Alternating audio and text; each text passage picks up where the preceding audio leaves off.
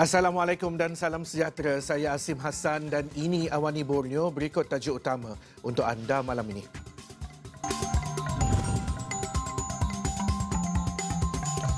Kerajaan diminta siasat projek IC di Sabah. KKM tidak akan lindungi dalang kematian pakar patologi di Hospital Lahad. Juga Amerika Syarikat kagumi wawasan Abang Jo sedia tingkat kerjasama dengan Sarawak.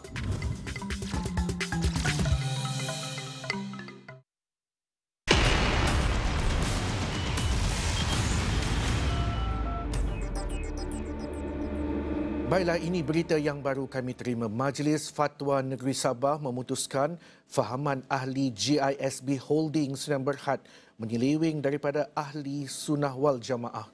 Perkara itu dinyatakan Pejabat Mufti Negeri Sabah pada Khamis. Laporan penuh akan dibawakan di esroawani.com.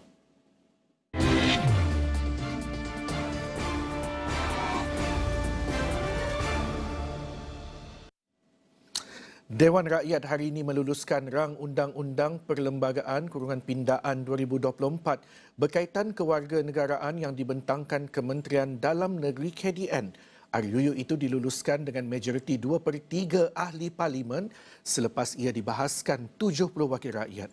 Pindaan RUU itu antara lain memperuntukkan hak sama kepada kanak-kanak yang lahir di luar persekutuan dengan ibunya pada masa kelahiran itu seorang warga negara untuk memperoleh kewarganegaraan melalui kuat kuasa undang-undang berbanding hanya jika bapanya seorang warga negara.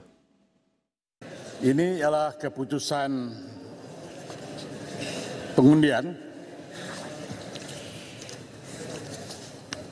yang bersetuju 206,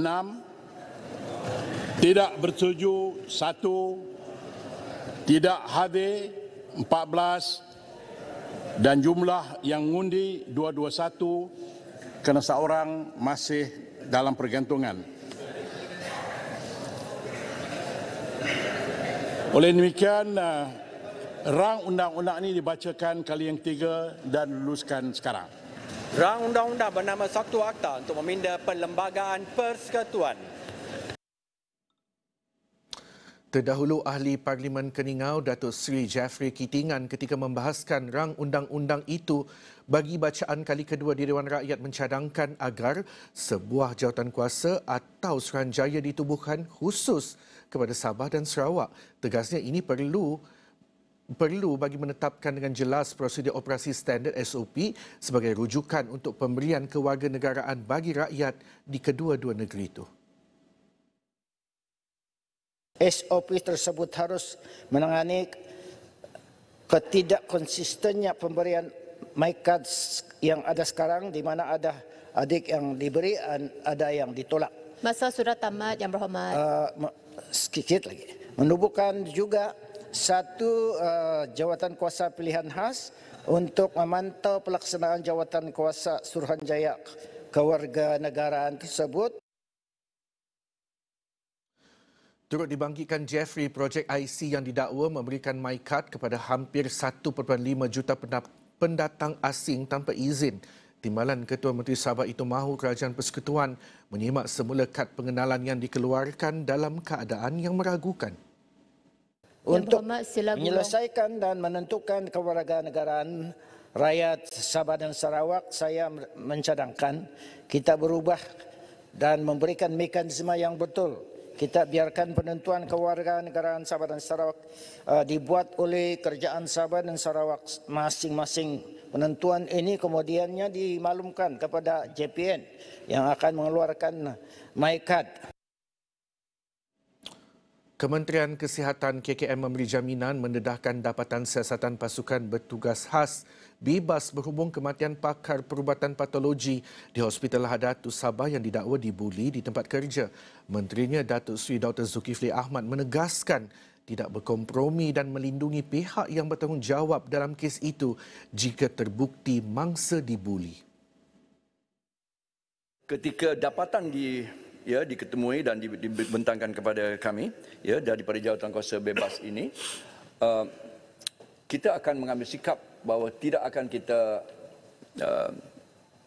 sembunyikan ataupun keep secret. Kita akan mengambil sikap untuk mendedahkan atas prinsip accountability, kebertanggungjawaban dan juga atas prinsip transparansi ketelusan. Sebabnya mustahak untuk perkara ini dilakukan sedemikian supaya semua pihak dapat mengambil pengiktibaran yang penuh, sama ada pelaku maupun dari sudut polisi. Beliau menjawab soalan Lee Chuan Hao, PH Ipoh Timur yang ingin tahu sama ada KKM akan mendedahkan hasil dapatan tersebut susulan isu berkenaan mendapat perhatian umum. Pada 29 Ogos lalu, media melaporkan seorang doktor ditemukan mati di kediamannya di Lahad Datu didakwa membunuh diri kerana tidak tahan dibuli.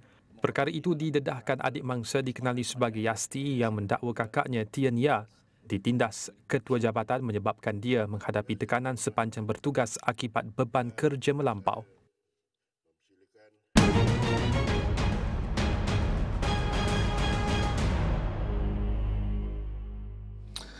Tambahan peruntukan dana atau geran kepada usahawan wanita khususnya di pedalaman Sabah menjadi harapan utama golongan itu menjelang pembentangan Belanjawan 2025. Tinjauan di sekitar kawasan Kota Kinabalu menemui rata-rata usahawan wanita memerlukan bantuan dana bagi tujuan membeli peralatan untuk berniaga.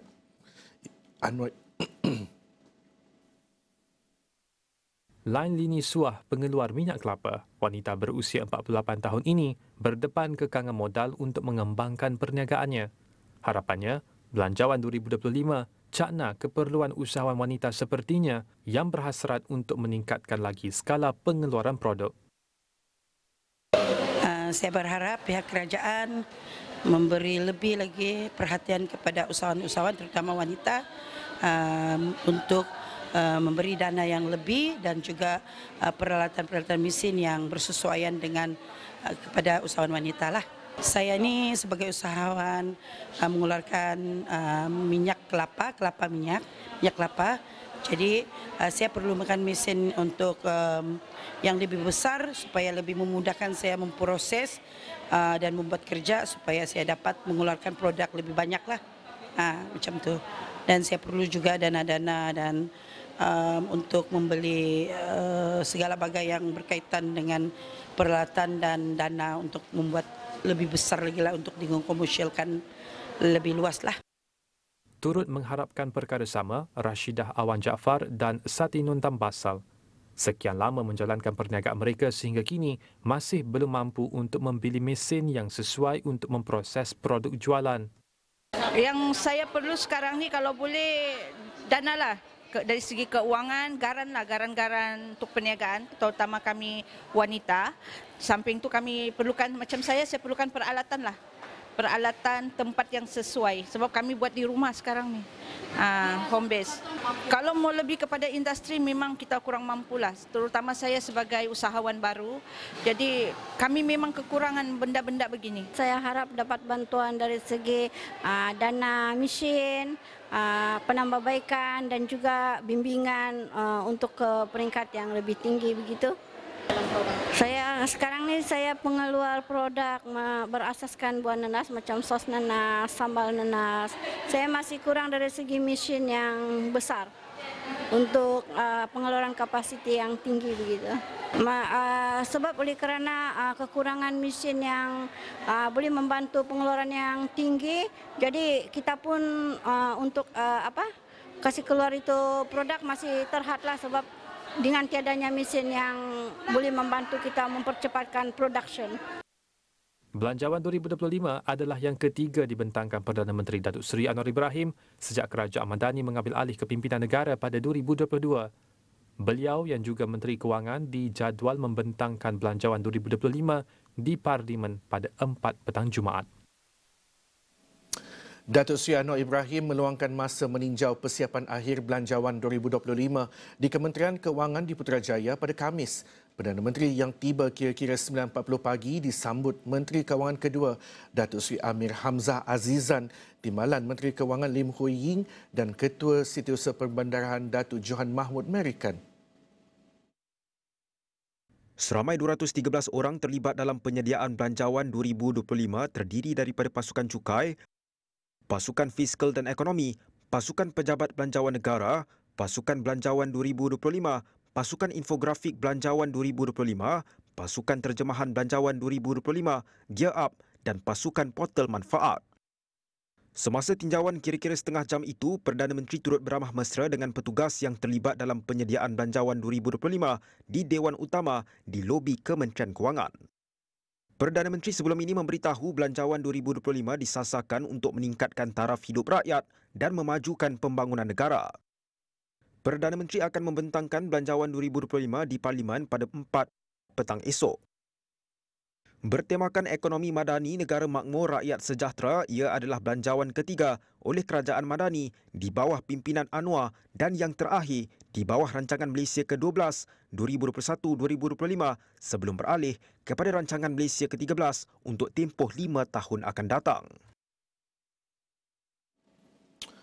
Sarawak membuka pintu kepada para saintis dunia untuk bersama-sama mencari kaedah terbaik bagi menangani kemelut perubahan iklim dunia. Premier Sarawak Tan Sri Abang Johari Tun Oping berkata, ketika ini kerajaan Sarawak memainkan peranan aktif melalui aktiviti pemeliharaan hutan dan penyimpanan karbon selain mempopularkan penggunaan teknologi hijau terutama hidrogen sebagai bahan bakar. We know very well that carbon is a culprit. But how to balance this carbon with fresh oxygen? And therefore, the Sarawak government giving emphasis on forest preservation. And in that area, we are talking about carbon storage. We hope that the forest and our mangrove will absorb carbon and produce more oxygen. Abang Johari berucap pada majlis makan malam sempena persidangan antarabangsa Sains Tropika 2024 Anjuran Akademi Sains Malaysia ASM di Kuching. Persidangan 2 hari itu antara lain membincangkan pelbagai isu berkaitan tropika termasuk perubahan iklim, pertanian pintar, perlindungan biodiversiti dan perubatan selamat. Kesungguhan Sarawak membina nama dalam sektor aero angkasa dan gas luar pesisir mendapat perhatian Amerika Syarikat. Duta Amerika Syarikat ke Malaysia Edgar D. Kagan menyatakan kesediaan negara Uncle Sam itu untuk memperkukuh kerjasama dengan Sarawak dalam 2 bidang berkenaan. Kagan berkata Sarawak memiliki potensi besar dan kepakaran dalam kedua-dua sektor itu selain mencapai kemajuan ketara menerusi sektor tenaga boleh diperbarui.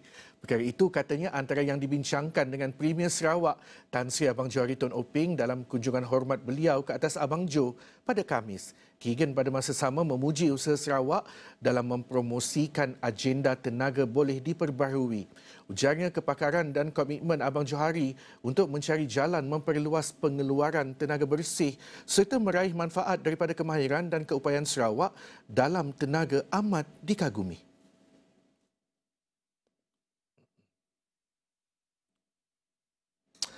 Sarawak mencadangkan penubuhan zon ekonomi khas SEZ di pintu masuk utama negeri itu khususnya di sempadan Terbedu Antikong. Timbalan Premier Sarawak Datuk Amar Awang Tengah Ali Hassan berkata, ini adalah untuk meningkatkan perdagangan rentas sempadan, membuka kunci pembangunan sumber dan mengintegrasikan rantaian bekalan bagi manfaat bersama Sarawak dan Kalimantan Barat. Beliau menekankan perkara ini semasa Forum Ketua Menteri, Gubernur dan Kerajaan Tempatan CMLGF ke-6 yang diadakan sempena mesyuarat peringkat Menteri BIM-Niaga ke-27 2024 di Kota Kinabalu. Selain itu, Awang Tengah turut menggesa Bank Pembangunan Asia, Sekretariat ASEAN dan rakan kongsi BIM-Niaga merangka pelan konkret SEZ bagi menumpu pertumbuhan serantau terutama di sepanjang sempadan Sarawak Kalimantan Barat. Menteri Perdagangan Antarabangsa, Industri dan Pelaburan Sarawak turut menggesa penyertaan aktif sektor swasta disokong strategi kerajaan yang jelas, insentif menarik dan proses telus bagi memacu pembangunan wilayah dan mencapai matlamat bersama. Abang Tengah juga menekankan peranan penting BIM-Niaga dalam memacu pembangunan sosioekonomi dan mengukuhkan kedudukannya dalam ekonomi global ketika rantau ini menandakan 30 tahun kerjasama. Beliau menekankan kepentingan bersama dalam kalangan negara anggota BIMIAGA memanfaatkan kekuatan unik setiap rantau mencapai faedah sosioekonomi bersama serta meningkatkan perdagangan dan pelaburan. CMLGF dipengerusikan timbalan Ketua Menteri Sabah II Datuk Seri Joachim Gun Salam yang juga Menteri Perumahan dan Kerajaan Tempatan Sabah. Sekian Awani Borneo, salam hormat.